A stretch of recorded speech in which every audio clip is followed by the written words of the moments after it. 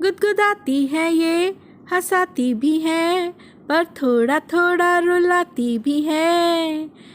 आओ आज हम चलते हैं कहानियों की दुनिया में। कहानियों की दुनिया, रंग बिरंगी दुनिया।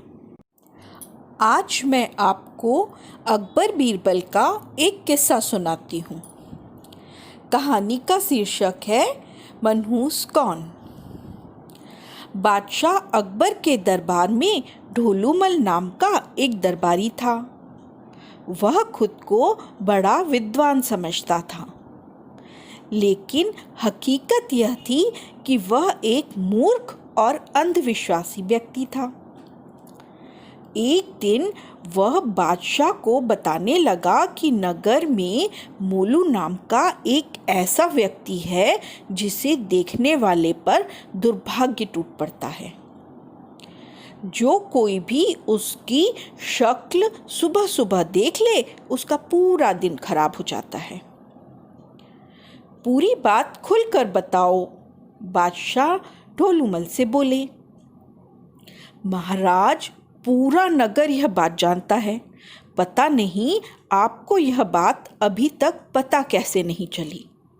अगर आप चाहें तो मैं आपके सामने बहुत से ऐसे लोग पेश कर सकता हूँ जिनका पूरा दिन बस इसलिए खराब हो गया क्योंकि उन्होंने सुबह सुबह मोलू की शक्ल देख ली थी।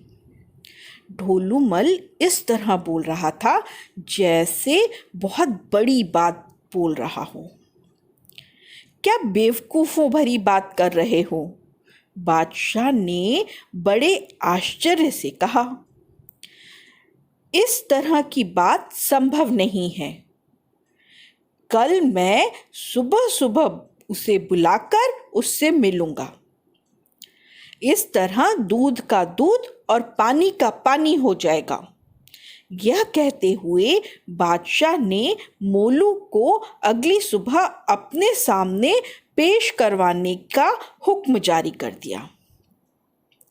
अगले दिन बादशाह मोलू से अपने शाही बगीचे में मिले। जिस समय वे मोलू से बात कर रहे थे, उसी समय खबर मिली कि उनके गोदाम में आग लग गई है। नुकसान का अंदाज़ा लगाने के लिए बादशाह ने तुरंत अपने कुछ आदमियों को भेजा। मोलू से मुलाकात करने के बाद जब वे अपने महल लौट रहे थे, तभी अचानक महल की सीढ़ियों पर से उनका पैर फिसल गया और वे गिर पड़े। उन्हें काफ़ी चोट आई। तुरंत शाही हकीम को बुलाया गया और उसने उन्हें दवा दी। आज यह सुबह से क्या हो रहा है? बादशाह सोच में पड़ गए। कुछ देर आराम करने के बाद उन्होंने भोजन किया और फिर महल के दीवाने खास में जा पहुँचे। थोड़ी देर बाद वहाँ ढोलूमल आ पहुँचा। जब बादशाह ने उसे सुबह से घटी सारी घटनाओं के बारे में बताया तो वह कहने लगा, जहाँ पनाह, मैंने कहा था न कि जो मोलू की शक्ल सुबह सुबह देख लेता है उसका पूरा दिन बड़ी मुश्किल से निकलता है। उस दिन की घटनाओं की वजह से बादशाह को भी ढोलूमल की बातों पर विश्वास होने लगा। वे सोचने लगे, हो न हो ढोलूमल की बातों में कुछ न कुछ सच्चाई ज़रूर है। पहले तो मैंने इसकी बात पर भरोसा नहीं किया था, लेकिन आज की घटनाओं से यह बात साबित हो गई है। उन्होंने मोलू को कारागार में डालने का फैसला किया, जिससे उसकी शक्ल देखने की वजह से किसी और को दुख न भोगना पड़े। उन्होंने तुरंत नगर कोतवाल को तलब किया और उसे मोलू को पकड़कर दरबार में पेश करने का हुक्म दिया। बादशाह का हुक्म मिलते ही कोतवाल सिपाहियों के साथ मोलू के घर पहुंचा और उसे गिरफ्तार कर लिया। मोलू ने लाख गुहार लगाई कि वह बेकसूर है, लेकिन कोतवाल ने एक न सुनी। कोतवाल मोलू को लेकर दरबार की ओर जा रहा था, तभी बीरबल मिल गए। क्या बात है मोलू? बीरबल ने पूछा। ये लोग तुम्हें पकड़कर क्यों लिए जा रहे हैं? रोते हुए मोलू ने बीरबल को सारी बात कह सुनाई। तब बीरबल ने उसके कान में बोला, अगर बादशाह का हुक्म ना होता तो मैं तुम्हें अभी छुड़वा देता। खैर, अब भी कुछ नहीं बिगड़ा। बादशाह सलामत के सामने पहुंचकर उनसे वैसा ही कहना जैसा मैं तुम्हें बता रहा हूं। बादशाह तुम्हें आज़ाद कर देंगे। यह कहकर बीरबल ने मोलू के कान में कुछ कहा। फिर कोतवाल मोलू को लेकर दरबार पहुंचे। दरबार में मोलू पर मुकदमा चलाया गया। बादशाह बोले, यह साबित हो चुका है कि सुबह सुबह तुम्हारी शक्ल देखने पर दुर्भाग्य हावी हो जाता है।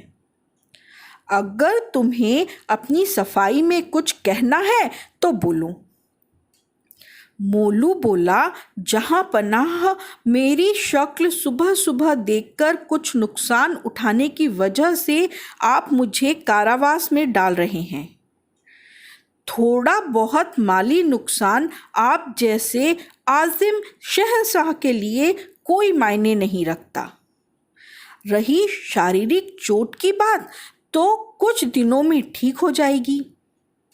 लेकिन मुझे तो आपकी शक्ल देखने का नतीजा अपने कारावास के रूप में भुगतना पड़ रहा है। अब आप ही बताइए, ज़्यादा मनहूस कौन है?